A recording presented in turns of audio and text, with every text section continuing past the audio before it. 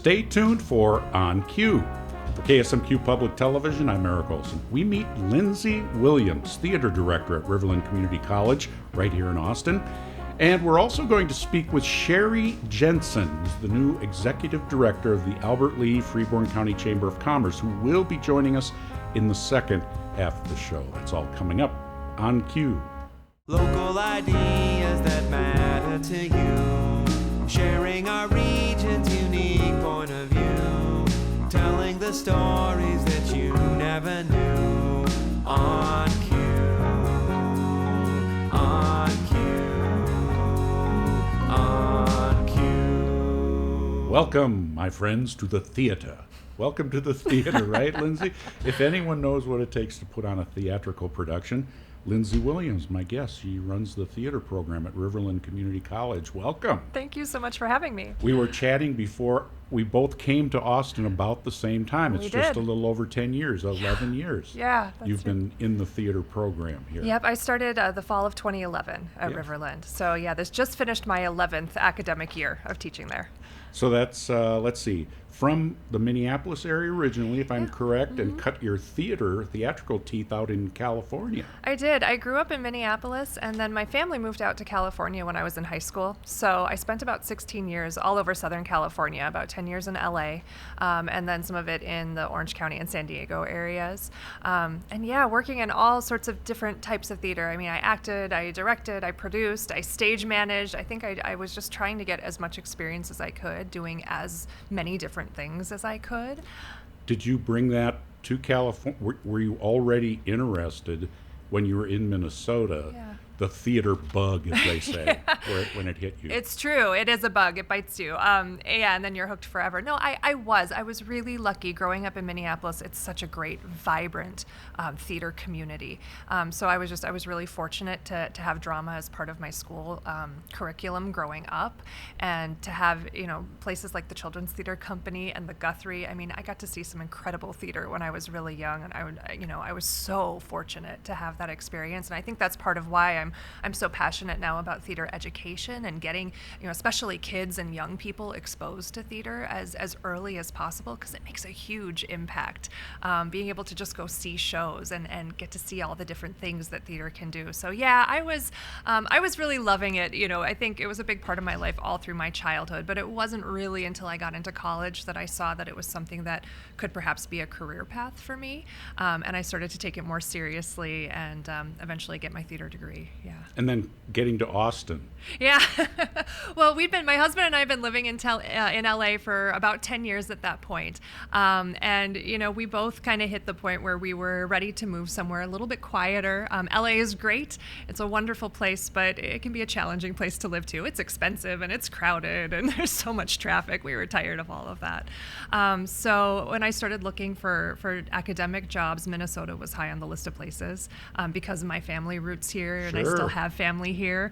And actually growing up, I spent a lot of time in the Rochester area. We had some family friends that lived in this area, and so it was an area I was familiar with and felt comfortable. And the job at Riverland came along, and it was just meant to be. Well, the whole region's fortunate to have you here doing you. This. You're at a organization, a college where there are a lot of technical, skilled trades. It's not, it's liberal arts, but it's also, the theater department is somewhat smaller than in a 4-year institution. Does that bring about extra challenges or rewards, or is it the same basic work that you do with students?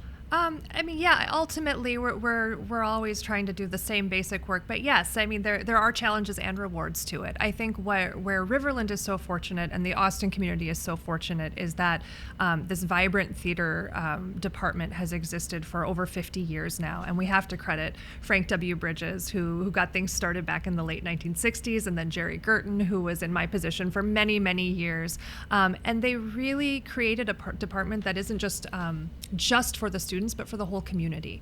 And so, yes, our main focus is education and providing really great learning opportunities for our students, but we serve the entire community of the region. We welcome community members to come and participate in our productions, as you know, and you've been in some of them, and to come and see our productions, to get involved in what we do. And we're really fortunate to have that. I don't think there's a lot of academic theater programs like ours out there that have so much community support and involvement. And you can just see from the audiences that come out to see the shows and the people in our community who have done so many shows with us that we're just tremendously fortunate to have that kind of support here. And so that was something that really attracted me to Riverland, and I think is just one of the biggest strengths of our program is, yes, we're a small academic department, but because we have that support from the community, it doesn't feel as much like a small program. We have so many wonderful, experienced theater people here in town. They help just provide, so much more diversity and richness and support to what we do. I wonder about the young people here, the students primarily you get. Have you ever had a light bulb moment? I'm just fantasizing about this, but that the student hadn't done a show before or thought about it but didn't do it, and then they're there and all of a sudden, hey, I really kind of like this. Yeah, I have. I've been lucky to have a few of those, and it's always so much fun to see when they get bit by that bug, like you said. We always say, if we can just get them into their first show, I'll meet students in a class, and we'll say, hey, come audition for a show, come be a part of what we do. And if we can get them to do just that first one, then we know we've got them. Then once they've done that first show, they have such a wonderful time. They make so many friends. They have so much fun.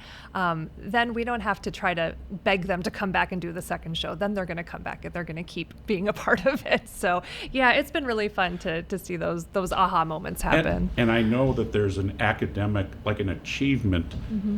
Students do better at other facets of their education if they're involved in some kind of arts. Or just any of our student life programming. And that's something that's a real challenge now with COVID. So much of our academic programming was moved online, and more is coming back to campus now.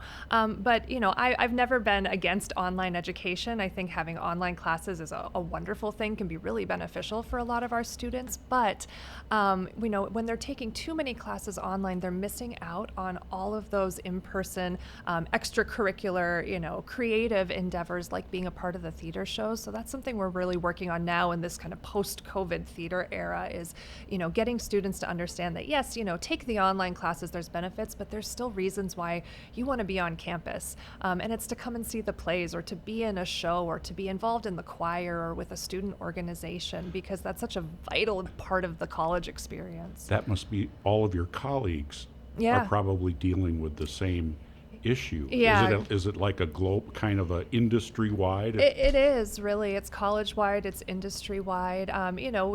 But I think fine arts in particular, COVID has really affected what we did. And so we're all kind of learning about this new normal now, because there are some things that won't change, and there are some things that have gone back a little bit to, we're producing live shows again in the theater. But yeah, I think, the students that I see who do come to campus, who get involved with the shows, yes, it's a lot of work. And so sometimes when you're taking a full load of classes, you won't believe how hard some of those students work. They're in school all day and at rehearsal all night, and they're probably some of the hardest working students on the campus. But they have a support network of peers. They have, some structure and just this creative outlet, something that they can pour themselves into that, you're not going to find in a regular classroom class. So I think that's really special about our program too. And you have a few staff members too, others that if you're watching us right now from Austin, you may have heard the names or known them in the past. Why don't you run those folks down who help you? Yeah, we're really a team of three at the Riverland Theater Department. Susan Hansen is our other theater faculty member who's been here for many, many years, done many shows. She directs some of our shows. She teaches some of the classes. And so, most of the students get to work with both of us in their time in the department, which is great because we come from very different backgrounds in in theater. She has a lot more TV film experience. She'll go and direct a Shakespeare play, whereas I'm the musical theater person. I want to do like the big musical, a Little Shop of Horrors. And so it's great because they get those two different experiences. And then we're so fortunate to have John Dio as our technical director, who's taking care of all of the sets, the lights, the sound, all the technology, and he's wonderful as well. So our students also have opportunities to do things like work behind the scenes. We have work study jobs where they can learn from John building sets and hanging lights and running the soundboard. Well, that's the thing too. The smallness helps. Yeah. Because a lot of big college or public theater programs, you're never going to get, my son when he was young and in high school came and worked building stuff in the theater, and it's really gave him self-confidence, because I'm not a handy person. I'm not a handyman. So those kind of opportunities you would not get in a larger institution. Yeah, and we don't say no to students. If someone comes to us and says, I'm interested in trying this, or I'd like to try stage managing, or I'd like to try lights, great, we need your help. There are those opportunities to get involved, and that's not always the case in a large university. If you already have, 10 students who are getting a degree in stage management, the stage manager jobs are already taken. And so a student who's never stage managed before might not have that chance. But, we had a student just this past spring who was a first-time stage manager and said, I'm interested in trying this, I want to do it. And she did a fantastic job.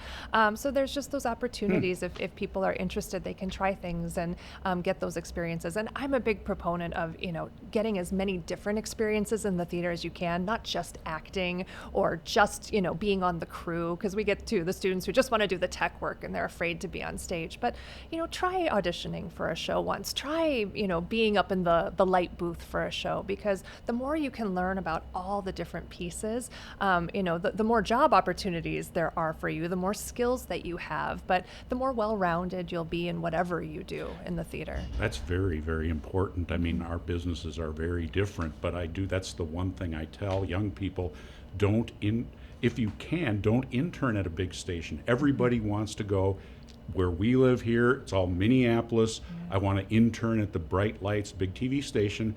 And I say, that's great. You're going to answer the phone. Period. Yeah. I worked there. I know that's what interns do. Yeah. So, you can put it on your resume, but if you come to Austin, you'll get to do everything. And the same with the theater. Well, it's one of the benefits of a community college too, because we are smaller and we're able to be so much more individualized. Students who go off to a 4-year theater program, they might audition their freshman year, their sophomore year, and not get cast in a show until they're juniors or seniors. But if they come to Riverland, we can cast students in shows the very first semester that they arrive. We have so many opportunities, and they can just build up so much more experience that then they can transfer to that 4-year university and take with them. But now they have 8 shows on their resume that they wouldn't have had otherwise. So I think again it's a really big strength for a smaller school and one like us, that we have a lot of opportunities for such a small program. In our final minute here, I just kind of want to go in a big picture question. In theater and shows, I'm no expert, but you see a lot more of gender changing with roles of classics. I just went up to The Tempest at the Guthrie, and all the leads were, if it was a man originally, it's a woman. Yeah. Is that a phase? Is that a permanent change, or it's just we'll never know?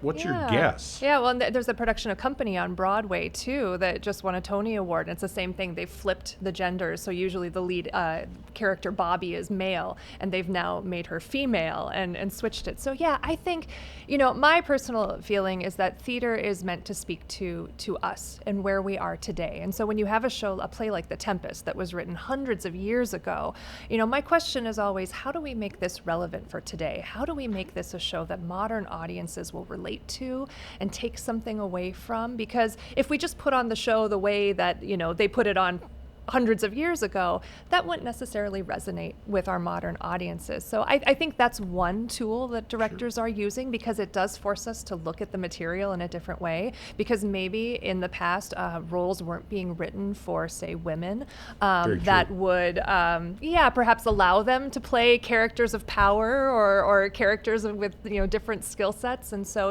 it gives modern actors a chance to tackle some of those roles. But I think it's really exciting. I don't want to see a museum piece. I don't want to see a show that's done the same way as it's been done every single time for the last, decades or hundreds of years. I want to see, what's something new that we can bring to it? How can we make audiences relate to what they're seeing on stage? Okay. Wonderful. Lindsay, thank you for the time, for visiting. Congrats on your work at Riverland Theater, and have a great semester and school year. Well, thank you so much for having me.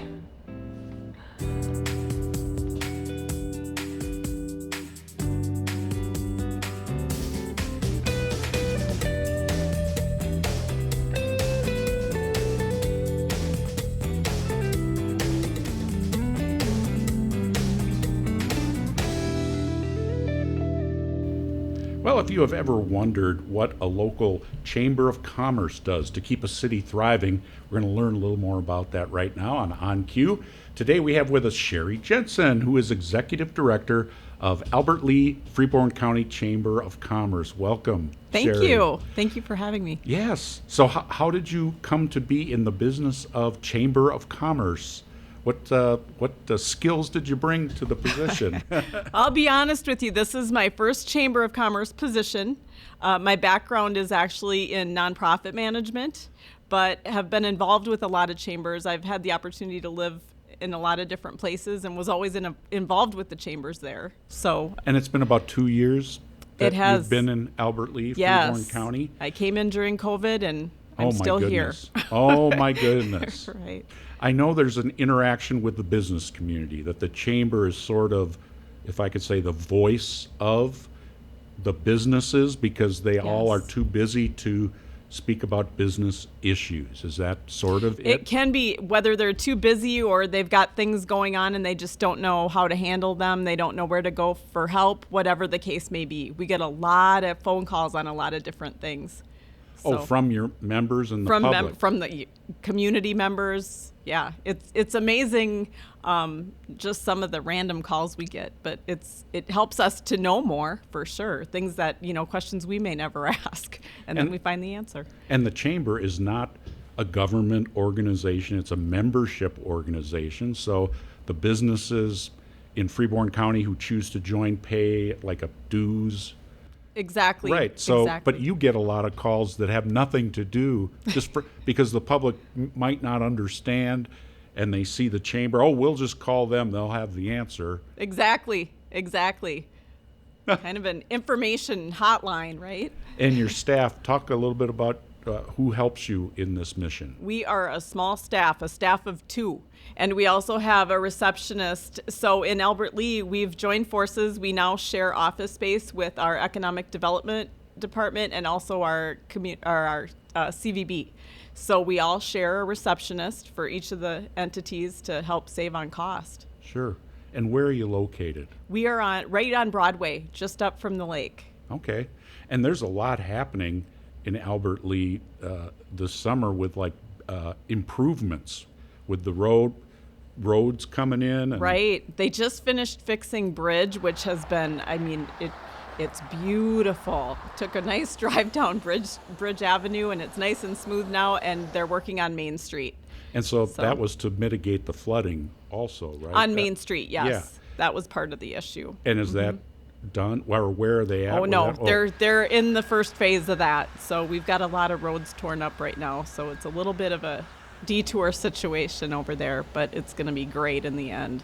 And pardon me for not being from Albert Lea or Freeborn County. So I'm asking things as a visitor. What's the other thing by Fountain Lake, the big that's being built? The water tower. Okay, it Our new looks water like tower. it could be that's going to be the water new? Or? Yes, we needed to replace the water tower, so there was a lot of discussion on whether it would stay in the same place or whether they would move it, and it was decided that it would be most cost effective to keep it where it is. So they're building the new water tower. Okay, so it's just revamping or making it bigger or something. Bigger, better, Yeah. all the stuff. What has surprised you most in your time here to this area and in your position? Is there anything that's... So I grew up in Albert Lea, and growing up, I thought that all I wanted to do was leave Albert Lea. And, there's nothing to do here, that whole thing. And so I was gone for a long time and came back. So now being in my position and learning so much more about the community, my brain at this age is a lot different than my brain at that age. And I can see so much more of what our hometown and Freeborn County have to offer. So that's been the most interesting, I think. Many downtowns, there are still empty storefronts anywhere, pretty much anywhere you go except Rochester maybe these days with all the expansion going on there. But has Albert Lea, did COVID really throw a fastball to Albert Lea more so, or what's the economic health vitality of the area? I think economically we're doing great. Obviously, we're faced with the same challenges that a lot of other communities are. We've got our housing challenges, we've got our childcare challenges, and of course, it seems like everywhere you look, businesses are hiring. But as far as businesses closing, we were very fortunate in that we didn't lose businesses over COVID. We just did our best to help them all make the adjustments they needed to make so they could survive and then continue to thrive after COVID. They often say about chambers is that small businesses are the key to a growing community, as opposed to like the biggies, Albert Lea Select Foods or Mrs. Jerry's. They're the big ones. Is that true in Albert Lea too? I think we need them all. It depends on, it just depends on what the needs are based on the individual, based on, your community. But I feel like they're all important. Mm-hmm. And we've got some great small businesses, boutiques, small restaurants, that kind of thing. But, obviously Albert Lea Select Foods, Cargill, places like that, they're wonderful supporters of the community, and we need them. Mm-hmm. And your industrial park has many various skilled industrial businesses that serve other big companies. It's interesting to look through the names and see what they make. And the connections too. It's like, it is very interesting. Talk a little bit about and those that. are things that I didn't realize either, and just, even the career forces, the different folks that work there and the things that they do that support the community. Mm-hmm. And I'm, of course, drawing a blank on names right now, but it has been really interesting to see. And, of course, Albert Lea is home to community college, the Riverland Community College in Albert Lea. And I think just a couple of years ago, I know they expanded, I believe it was the auto mechanic area. They received several $1 million of state funds for new buildings, so that's kind of on the rise. And truck driving also is going to the community college. Right, and a lot with manufacturing, all the different things. I've been fortunate. I got my start at Riverland, so it's been kind of fun to see the changes with Riverland too since I got back. And we're fortunate to have a board member from Riverland and do a lot of partnerships throughout our chamber committees with them as well. So. Is that would that be in a way of like they have students and the businesses have need, like how to train them? Exactly. We have a business education collaborative committee that works together to see if there are ways that we can partner Riverland with the business side of things, to whether it's to create new programs or to educate students and businesses on the programs that are available, to find ways that they can connect. Oh, okay. In hopes of filling some of these business needs. So even the big employers are need Yes. workers at this time? Yes, we work with the school on Future Forward, the Future Forward program to connect businesses and students and teachers Talk a little as bit well. about that. I don't know about So that. that's through the school, and what it is you can go online. Individuals or businesses can go online and register, and it'll link them up with the school so that whether a class may need a speaker to come in to talk about the business, or if the business wants to learn more about what the students are learning and that kind of thing. So it's called Future Forward. Future Forward. Mm-hmm. And so that's a way for the business to come in and say, hey, maybe you haven't heard of us. Here's what we do. Maybe you can join us. You may have a future with us, right? Okay. Yeah. Very Yeah, nice. yeah. Because Albert Lee, Select Foods, those are great, good companies, and been there a long time. So there's some stability there if you're Yes. looking for work. Yes. And- And of course, Mrs. Jerry's, like you mentioned, they're wonderful, and we're really blessed to have all the great supporters in our community that we do. For the long time, people in the area, they wonder about that I-90 and 35. How come it hasn't just become a massive, it's a great intersection, and people drive on I-90 and they see these massive, oasis things, and it really hasn't. There's some there's trails, but it's not. I don't know if that's probably not a question for you. I think that trails gets, obviously they're hopping out in that area, and a couple hotels have gone up out there, which has been good as well. True. And then on 90, of course, we've got Bergdale, Harley. So during Sturgis, and we get a lot of traffic through town during Sturgis too. Sure. Because they're on their way out or back. Right. Okay. And so then hopefully directing them into town so they can see our beautiful lakes and all the rest of the things that Albert Lee has to offer. And Freeborn Mower Co-op is building a new. They've got a new building. Or are they? It's not done yet. It is. Oh, yes. it is done. Uh-huh. Okay. So- Which was right there. Are they in the same? So no, they're now off 90. When you take 90 and go out that way, they're. Oh, okay. Mm-hmm. Wonderful. Well, thank you so much for joining us, Shari. It's been a pleasure. Thank you. And that's all for today. Thank you very much for joining us on Q. For KSMQ Public Television, I'm Eric Olson. See you next time.